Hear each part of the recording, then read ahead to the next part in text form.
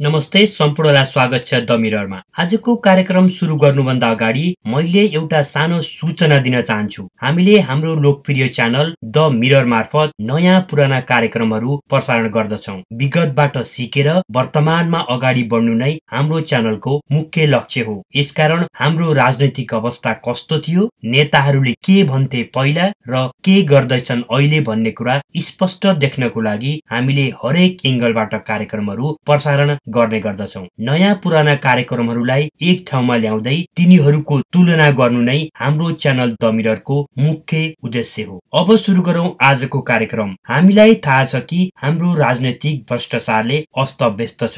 राज्यका हरेक अंगहरू त्यसबाट अछुतो छैनन्। वडा सदस्यदेखि लिएर राष्ट्रपति कार्यालयसम्म भ्रष्टाचारीहरूले स्वर्ग खडा गरी त्यो स्वर्गमा रमाइरहेका छन्। यसै क्रममा हामीलाई एउटा सानो अडियो क्लिप प्राप्त भएको छ। यो अडियो क्लिपमा गाउँपालिकाकी एउटी महिला इन्जिनियरले सेवाग्राहीसँग खुलम खुला घुस मागेकी छन्। उनले 3% उहाँको हाकिमलाई चाहिने भन्दै त्यो रकम अफिसमा भएका सरहरूको लागि हो भनेकी छन्। सेवाग्राहीले चेक अथवा क्याश पैसा के रोज्नुहुन्छ भन्दा उनले क्याश नै चाहिने कुरा पनि बताएकी छन् र फोनमा कुरा गर्नु उपयुक्त नहुने भन्दै उनले ती सेवाग्राहीलाई आफ्नो अफिसमा आउन र त्यही उनको काम गर्दिन अनुरोध गरेकी छन् अथवा भनेकी छन्। उनी र ग्राहक बीचको यो कुराकानी जस्ताको तस्तै यो अडियो क्लिपमा सुन्नुहोस्। यहाँ धेरै कुराहरू गरिएको छ जुन मैले बोल्नु भन्दा यो सुन्नु नै राम्रो हुन्छ। सुन्नुहोस् यो अडियो क्लिप।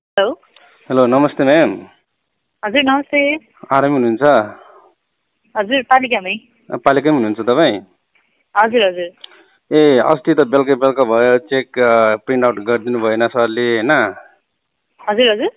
अस्ति माथि हाम्रो लेखा सरले बेलुकासम्म बस्यो, चेक प्रिन्ट आउट भएन होइन? तपाईँले तल म हुँदाखेरि उहाँहरूलाई के हेर्नुपर्छ भन्दै थियो होइन? के कसो गर्नुपर्ने मलाई त यस्तो कुरा फर्स्ट टाइम गरे हो, केही थाहा छैन। उहाँहरूलाई के कसरी अब गर्नुपर्ने मलाई त्यो पनि थाहा भएन। अनि के कसो? हजुर म्याम। हजुर भन्नु। तपाईँले कुरा गरिदिनु कि भनेर कुरा गरिरहनु भएको थियो होइन?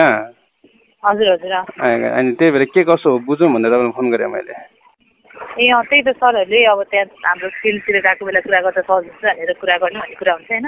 हजुर। अनि यहाँ अफिसलाई चाहिँ जेनरली अरूहरूबाट टेन्डरको काममा क्या। हजुर। अनि त्यही 3-4% लिएर हुन्छ। हजुर। अनि त्यही भन्नुभयो लेखा सरले ठ्याक्कै भन्नुपर्दा चाहिँ उहाँहरूले कति पर्सेन्टेज राख्नुपर्छ हामीले? 3%। ए, अनि त्यो चाहिँ उहाँहरूले नि डिलिङ गर्नुहुन्छ कि होइन? यस्तो हो, मबाट दिने भयो होइन, जस अफिसलाई हो के।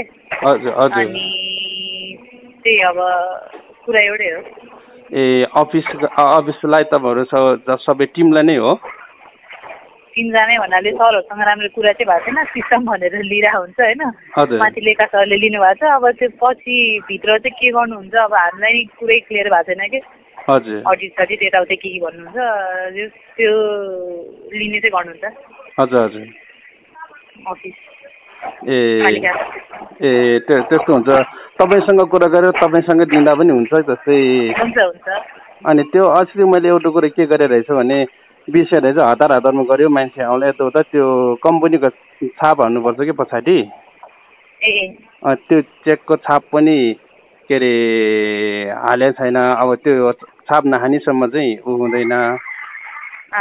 अब मलाई अरू सरले अघि फोन गरेँ, उहाँ बिजी हुनुहुन्थ्यो होला। अब आउनुहोस् तपाईँको काम हुन्छ भन्नुभएको छ होइन? त्यही भन्नुभएको छ। के गरौँ भनेर अब म आएपछि त्यहाँ पैसा साटिन्छ होला सर म्याम, त्यो उता के अरे पालिकामा। तपाईँलाई त्यो चेक दिनु भन्दा तपाईँले क्यासै दिँदा राम्रो हुन्छ कि के गरौँ भनेर? ए हुन्छ, उनी गरिदिनु न, क्यासै गरिदिनु तपाईँलाई। ए, अनि तपाईँलाई हामीले चेकमा जति दिएको छ त्यति गर्ने। अनि अरू सरहरूको लागि चाहिँ कति पुस गरौँ त? त्यही हो, टोटलै त्यही हो। टोटल कतिसम्म गरिदिँदा ठिक हुन्छ तपाईँले भन्नुहोस् न। ए, फोनमा के कुरा गर्ने, सरहरूसँग कुरा भएको छैन है? आउनु तपाईँ। अनि त्यसपछि हजुर आउनु, अनि सरहरूले नि भन्नुहुन्छ, नभए आएर गर्नु न। सरहरूले भन्नुहुन्छ? म यता गाउँनेरै हो अहिले गाउँनेरै हो तर अब चेक लिन आउँ कि भनेर उस गरेको हो ए आउनु न आउनु अनि भेट्नु न हुन्छ अनि मैले हजुरले क्यास दिएपछि चेक त फिर्ता हुन्छ नि हैन म्याम हुन्छ आउनु न फोनमा के कुरा गर्ने ए ल ल हुन्छ म त्यसो भए पालिकामा भोलि बिदा छ कि भोलि के छ पालिका भोलि कार्यपालिका बैठक छ कार्यपालिका बैठक म जस्तै आयो भने काम हुन्छ कि हुँदैन भोलि मेरो चाहिँ भोलि त भोलिसम्म आउनु भयो हुन्छ फेरि सर जानुहुन्छ भोलि सरको बिदाइ छ भोलिसम्म आयो हुन्छ है मैले सरलाई फोन गरेर सोध्छु नि अहिले कहाँ हो अरे म गाउँनेरै हो अहिले ए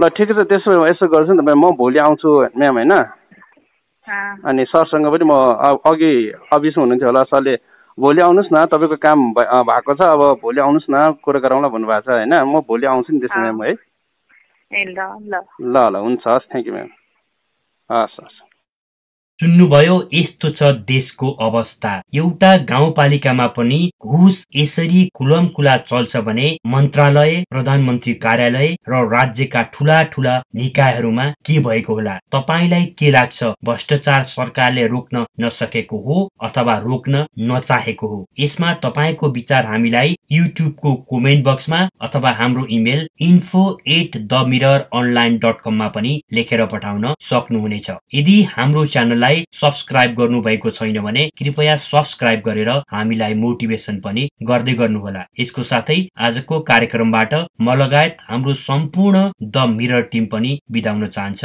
हवस् त नमस्ते